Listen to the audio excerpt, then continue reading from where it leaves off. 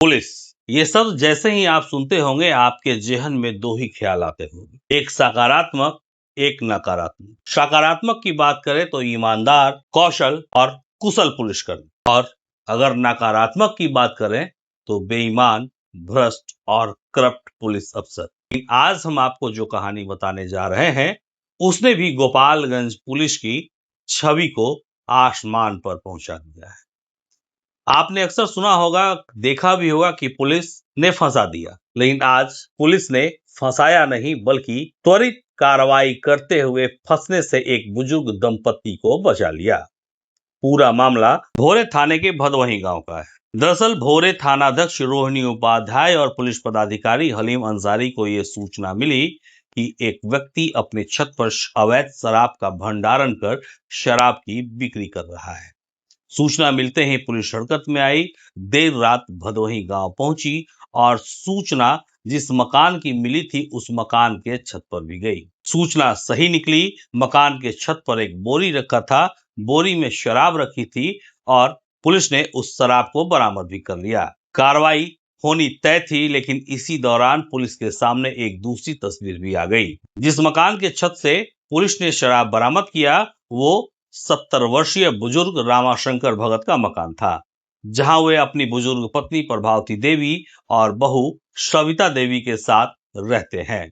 जैसे ही पुलिस ने शराब बरामद किया, परिवार के लोग, रामाशंकर भगत के परिवार के लोग सशंकित हो गए कि आखिर उनके छत पर यह शराब कहां से आया।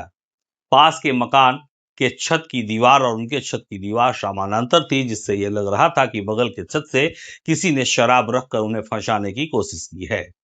जैसे ही गांव के लोगों को यह पता लगा कि भदवही गांव के रामाशंकर भगत के घर से शराब मिली है, लोग हैरान हो गए, क्योंकि रामाशंकर भगत खुद ही लोगों को नशे से दूर रहने की सलाह देते थे और कभी उन्होंने शराब को हाथ तक नहीं लगा। ऐसे में रामाशंकर भगत के छत से शराब मिलना निश्चित तौर पर गांव वालों के लिए एक आश्चर्यजनक घटना थी। पुलिस ने मौके की नजाकत को समझा और भोरे के पर्यवेक्षी पदाधिकारी यानी कि इंस्पेक्टर राधा मोहन पंडित को मौके पर बुला लिया। राधा मोहन पंडित जब वहां पहुंचे, भौगोलिक स्थिति और सारा कुछ जानने के बाद यह स्पष्ट हो गया कि रामाशंकर भगत को किसी ने फंसाने की नीयत से रात के अंधेरे में उनके छत पर शराब की बोरी रख दी।